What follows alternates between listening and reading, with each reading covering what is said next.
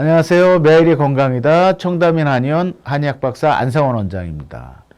오늘은 유산균 복용을 당장 끊어야 하는 위험신호 10가지라는 주제입니다. 유산균이 건강에 좋다고 해서 많이들 복용하시죠?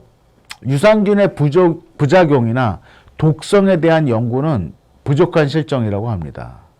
자, 이 유산균이요, 치명적인 부작용을 발생시킬 확률은 아주 낮지만 그래도 알고 계셔야 될 사항들이 좀 있습니다.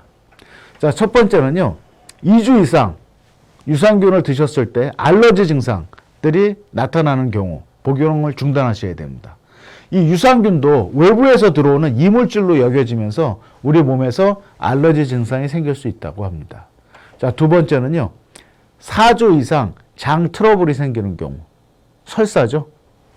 세 번째는 지속적인 심한 두통, 네 번째는 지속적인 고열, 다섯 번째는 전신 부종과 심한 통증, 여섯 번째는요, 이 피부에 발생하는 수포, 또 일곱 번째는 부정맥과 과호흡, 여덟 번째는 정신착란, 아홉 번째는요, 저혈압, 그리고 마지막으로 열 번째는 심한 구역감이나 구토입니다. 한의학에서 본인의 체질과 맞지 않는 음식이 들어왔을 때 알러지 반응이나 과민 반응이 일어날 수 있다. 그래서 체질에 맞는 음식을 드시는 게 좋다라고도 얘기를 하는데요. 이 유산균이 만병통치약은 아니라고 합니다. 유산균의 효능에 대한 연구와 일반 대중들의 관심이 높아지다 보니까 이 만병통치약으로 과대 광고를 하는 경우들이 있는데요. 유산균이 장내 유해세균에 관여하는 사항 외에 변비에 효과가 있다는 말도 점점 근거가 약해지는 추세라고 합니다. 변비 개선에는요, 유산균보다는 섬유질, 즉 식이섬유와 수분을 많이 섭취하시는 게 훨씬 더 중요하다고 하고요. 식이섬유에 포함된 프로바이오틱스는 유산균의 활동 효율성을 높여서 장내 유익균을 유산균만 먹었을 때보다 더 많이 늘려준다고 하니까 유산균을 드시는 분들은 식이섬유도 꼭 같이 드시는 게 좋습니다. 또한 이 유산균은요, 면역결핍자에게는 폐혈증을 일으킬 수도 있습니다.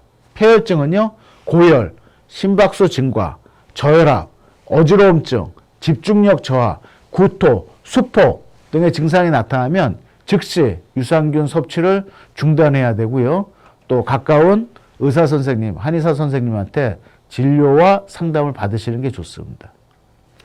유산균 복용의 팁은요, 대한민국 식약처에서 1일 평균 섭취량은 1억 개에서 100억 마리 정도의 유산균을 권장하고 있습니다. 일상에서는 그 이상 섭취하는 경우도 많은데요. 한국 야쿠르트에서 출시하는 야쿠르트 기본용 한 병에 표시된 유산균만 200억 마리입니다. 빙그레에서 출시하는 요플레도요, 이게 한 컵당 500억 마리 이상의 유산균을 자랑하고 있는데요. 다만 식약처에서도 지나치게 과도한 섭취는 하지 말라는 권고를 하고 있습니다. 특히 특정 질병자나 또는 임산부, 어린이 등은 주의해서 나쁠 거는 없다라고 하죠. 자, 유산균은 섭취 후에 2일에서 5일 사이에 개체수가 급강하기 때문에 평상시에 꾸준히 드시는 게 더 효과적이고요.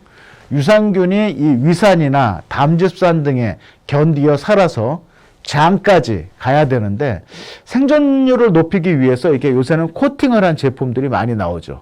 근데 그거에 대한 효과도 아직까지는 의견이 분분하다고 합니다.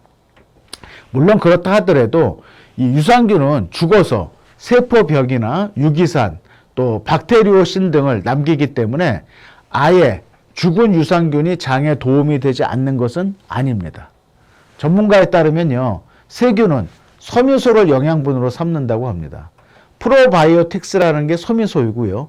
이 유산균을 먹는 사람과 채소를 먹는 사람의 건강을 연구해 보니까 채소를 먹는 사람들이 오히려 더 건강하다는 연구 결과도 있다는 거죠. 자, 유산균과 프로바이오틱스 또 채소를 같이 드시는 게 가장 합리적인 그런 식습관 패턴인 것 같고요. 평상시에 야채를 만약에 잘 안 먹는 분들은 유산균을 따로 섭취할 필요가 분명히 또 있습니다. 자, 우리 유산균 너무 맹신할 필요도 없지만 또 그렇다고 해서 이 건강보조식품들에 대한 효능들을 너무 무시하기도 좀 어렵습니다. 결국 중요한 건 뭔가 정확하게 잘 알고 드시는 게 중요한 거죠. 오늘의 정보가 도움이 되셨다면 좋아요 버튼, 구독 버튼 눌러주시고요. 이상은 매일이 건강이다 청담인 한의원 안상원이었습니다.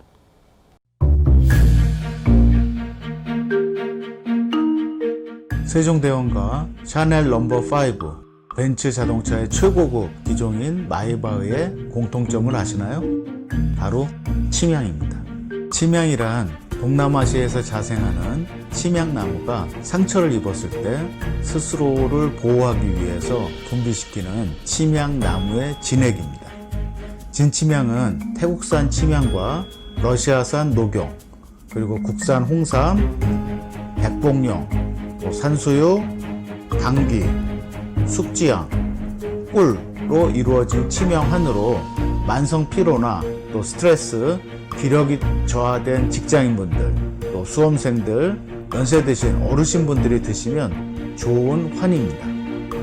진침향 여러분들께 자신있게 권해드립니다.